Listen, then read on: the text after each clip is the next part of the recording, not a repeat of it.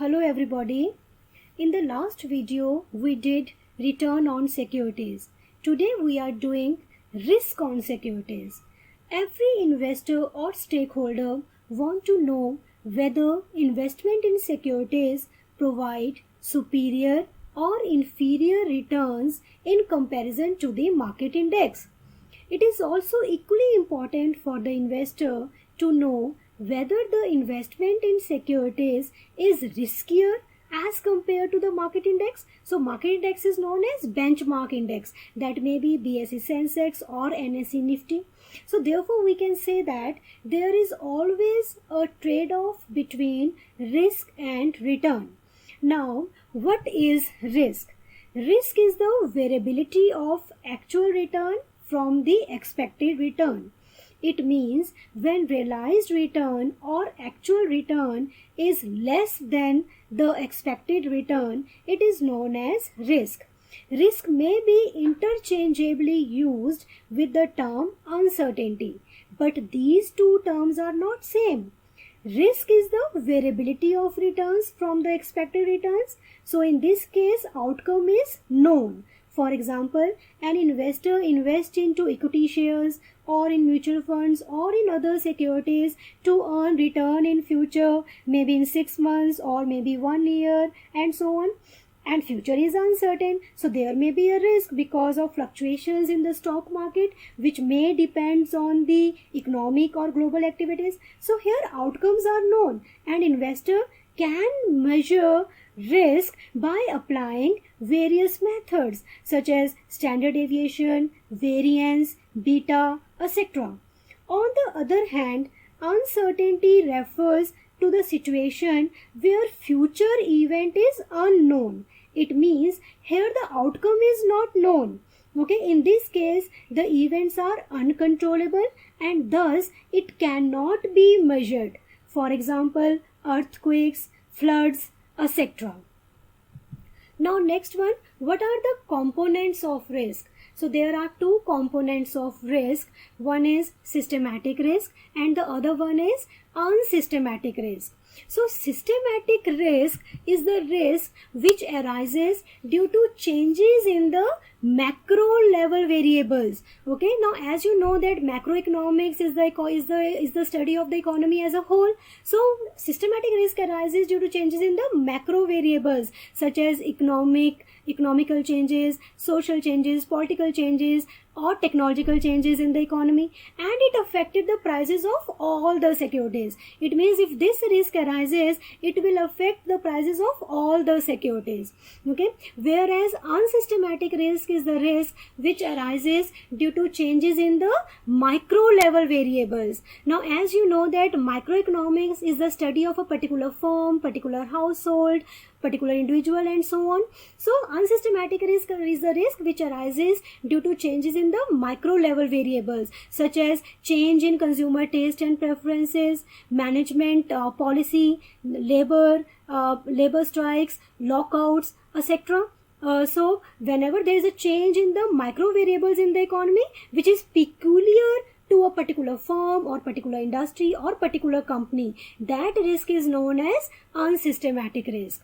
Okay, now second point is systematic risk is also known as non-diversifiable risk. It means nobody can diversify or eliminate this risk by investing in various securities or by investing in various investment alternatives, because this risk is a non-diversifiable risk. One cannot eliminate this type of risk. One cannot diversify this type of risk by investing into various type of investment alternatives. Whereas unsystematic risk is known as diversifiable risk, because investors can diversify this risk, investors can minimize this risk by investing into various investment alternatives. Okay, now third point is systematic risk systematic risk can be measured, and beta is used to measure the systematic risk. Okay, and whereas unsystematic risk is calculated by the formula that is total risk minus systematic risk. Now here I used one term that is known as beta. So beta is used to measure the systematic risk. Now what is beta? So beta refers to the sensitivity of the returns of securities to the changes in the returns of market portfolio. It means beta tells about how responsive is the change in the return of securities to the changes in the return on market portfolio. We can do beta part later on in detail. Okay, now next part is now what is total risk? So total risk is equal to systematic risk plus unsystematic risk.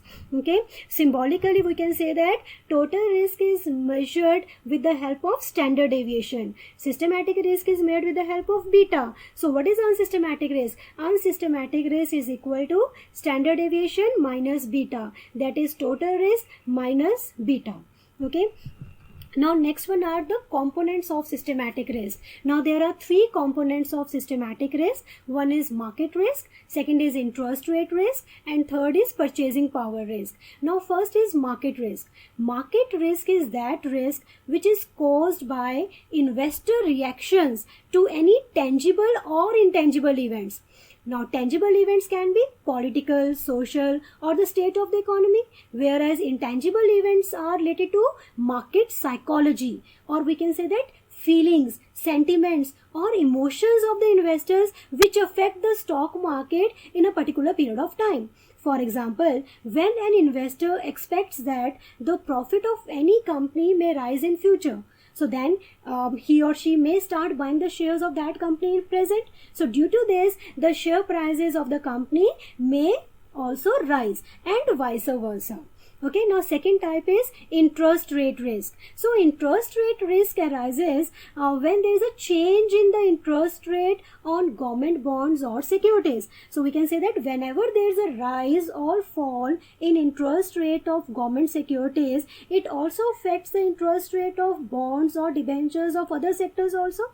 So with the change in interest rate in market, it also affected the return on investment. So interest rate depends upon type of instrument, period of investment, security attached to it, and so on. So in order to keep the interest rate check, central bank issues monetary policy from time to time to have a check on interest rate. Okay, now third one is the purchasing power risk. So purchasing power risk is also known as inflation risk. So whenever there is a rise in prices of goods and services, it leads to inflation and hence resultant to the loss of purchasing power. It also leads to rise in cost of production with the increasing material cost, labor cost, and etc., and decreasing of profits, decreasing of profit margin, and thus expected return by investors will change because of change in returns. So this risk is associated with the consumer's buying capacity, and it can be termed as purchasing power risk. Okay, next one are the components of unsystematic risk. Now, the first component of unsystematic risk is business risk. So, business risk arises when business anticipate losses due to unforeseen events that may occur in future. So, business risk may be internal risk or external risk. Internal risk arises from the events within the organization, and these events can be controlled by organization itself. For example, operational factors like poor production process, poor quality of raw material, any machinery defect, etc. Human factors such as high employee turnover, employer-employee relation is not good, etc. Okay, now there are some external factors also. So external risk arises due to external factors, now which are beyond the control of the organization. It means that external factors are not controlled by the organization. Okay, for example, natural factors like earthquake at the production site or factory outlet. Okay, then political factors such as political instability. Then there are economic factors such as demonetization of currency. Like just say, for example, Indian government had announced the demonetization of rupees 500 and rupees 1000 banknotes on 8th November 2016. So these all factors may affect the production and sales. Okay, and this type of risk is known as business risk. Now next one is the financial risk. risk. Now financial risk is related to the methods of financing which is adopted by the company that may not be able to yield adequate return for the investors. Okay, just for example, when a company is unable to pay its debts or loans in time,